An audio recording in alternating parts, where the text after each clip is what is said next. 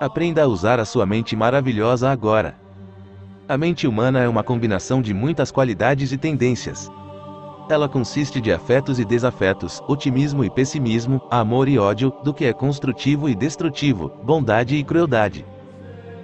A mente é formada por essas e muitas outras qualidades. Ela é uma mistura de todas elas, com algumas mentes exibindo o domínio de uma dessas qualidades e outras manifestando a supremacia de diferentes características. As qualidades dominantes são, em grande medida, determinadas pelo ambiente, treinamento, companheiros e, particularmente, pelos pensamentos da própria pessoa. Qualquer pensamento mantido com assiduidade na mente, ou qualquer pensamento alimentado durante a concentração e trazido à mente consciente, em muitos casos atrai para ele as qualidades da mente humana às quais mais se assemelha. O pensamento é como uma semente plantada no solo, já que ele produz uma safra conforme a sua espécie, se multiplica e se desenvolve. Por conseguinte, é perigoso permitir que a mente nutra qualquer pensamento destrutivo. Esses pensamentos, mais cedo ou mais tarde, precisam buscar liberação por meio de uma ação física. Por intermédio do princípio da autossugestão, ou seja, de pensamentos alimentados na mente e nos quais nos concentramos, qualquer pensamento logo começará a se cristalizar em ação. Entenderemos detalhadamente mais à frente esse princípio. Se o princípio da autossugestão fosse por via de regra compreendido e ensinado nas escolas públicas, em 20 anos todos os padrões morais e econômicos do mundo teriam sido modificados.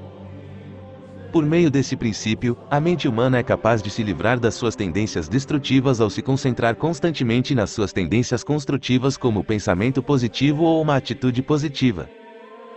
As qualidades da mente humana precisam do resplendor da nutrição e do uso para permanecerem vivas. Em todo o universo, existe uma lei de nutrição e uso que se aplica a tudo o que está vivo e cresce. Essa lei decretou que toda coisa viva que não é nutrida ou usada precisa morrer, e isso se aplica às qualidades da mente humana que mencionamos. Só podemos desenvolver qualquer qualidade mental se nos concentrarmos nela, pensarmos nela e a utilizarmos. As tendências nocivas da mente podem ser destruídas se as deixarmos morrer de fome por não utilizá-las. Qual seria o valor para a mente jovem e maleável da criança compreender esse princípio e começar a utilizá-lo desde cedo na vida, desde o jardim de infância? O princípio da autossugestão é uma das principais leis fundamentais da psicologia aplicada. Por meio de um entendimento adequado deste princípio, toda a tendência da mente humana pode ser direcionada para um esforço construtivo em um breve intervalo de tempo. Em vez de meramente esperar que alguém inicie um movimento em prol da educação universal dentro desses moldes, por que você não começa agora a utilizar esse princípio em seu próprio proveito e da sua família? Os seus filhos talvez não tenham a sorte de receber esse treinamento na escola, mas nada o impede de administrá-lo em casa. Nada impossibilita que, de agora em diante, você estude, entenda e aplique esse princípio às suas atividades. Aprenda alguma coisa a respeito dessa máquina maravilhosa que chamamos de mente humana. Ela é a sua verdadeira fonte de poder.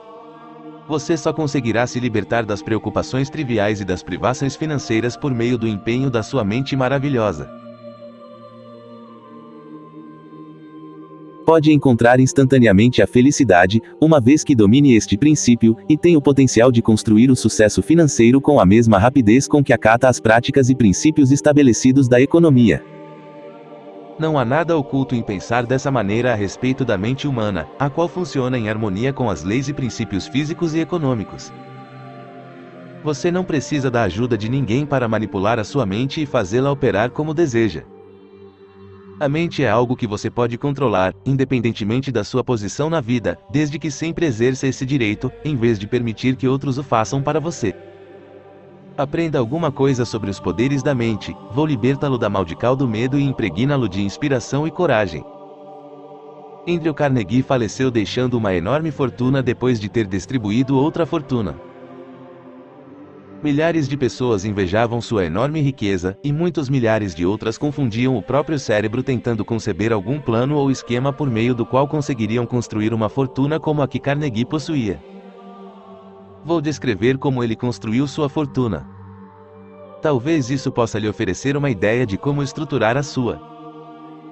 Em primeiro lugar, vale a pena lembrar que Carnegie não era mais capaz do que o homem típico. Ele não era um gênio e, na realidade, não fez nada que qualquer outra pessoa não conseguiria reproduzir. O Sr. Carnegie acumulou os seus milhões selecionando, combinando e administrando o cérebro de outras pessoas. Ele compreendeu desde cedo na vida que qualquer empreendimento semelhante ao do setor do aço exigia mais talento do que uma única pessoa possuía. Também compreendeu que quase todas as indústrias e negócios requerem pelo menos dois tipos de pessoa, o administrador e o mobilizador. Carnegie selecionou as pessoas que queria, organizou-as, orientou-as e manteve-as empolgadas e ansiosas por prestar a maior quantidade possível de serviço. Ele as levou a cooperar umas com as outras e com ele. Ninguém consegue construir uma fortuna como a de Carnegie sem usar o cérebro de outras pessoas. O que um cérebro sozinho é capaz de produzir, acumular e possuir, agindo independentemente de outros cérebros, é relativamente pouco, mas o que um único cérebro pode acumular e controlar ao agir em harmonia com outras mentes altamente organizadas é praticamente ilimitada. Se você deseja ficar rico, aprenda como atrair homens e mulheres que possuem o que você não tem no que se refere à capacidade cerebral. Se você for do tipo mobilizador, escolha os seus associados de maneira que alguns deles sejam do tipo administrador. Uma sociedade ou organização bem desenvolvida, para ter sucesso, precisa ser formada por pessoas que possuam todas as qualidades indispensáveis para o sucesso. Algumas pessoas podem obter vantagens, mas não conseguem conservá-las. Outras pessoas são capazes de conservar vantagens, mas não conseguem adquiri-las. Os dois tipos, quando trabalham em harmonia, conseguem obter e conservar as vantagens.